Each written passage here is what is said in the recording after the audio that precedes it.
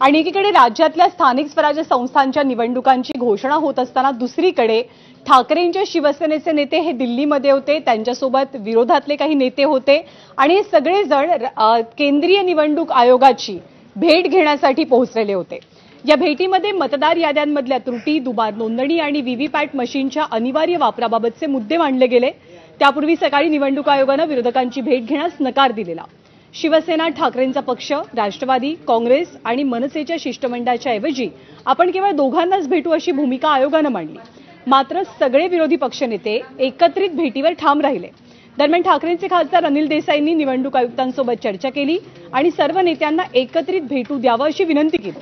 अखेरीस दुपारी 2 वाजता हा सगळा तिढा सुटला आणि केंद्रीय निवडणूक आयोगासोबत विरोधकांची भेट पार पडली।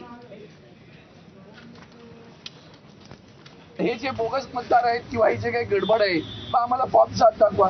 मग आम्ही त्यांना म्हटलं बाबा आम्ही इथं का आलो, जर त्यांनी केलं असतं यांनी तिकडेच बोट टाकवलं परत। म्हणजे त्या राज्य निवडणूक आयुक्ताचं काम आहे किंवा EROचं काम आहे, फॉर्म 7 भरला होता का तुम्ही, तक्रार चिवट आहे, सगळं केलेलं आहे, ते करून सुद्धा होत नाही म्हणून तुमच्याकडे आलेलो। पण मला असं आम्हाला कसं वाटत नाही की या संदर्भात ते कोणती कारवाई करतील असं वाटत नाही।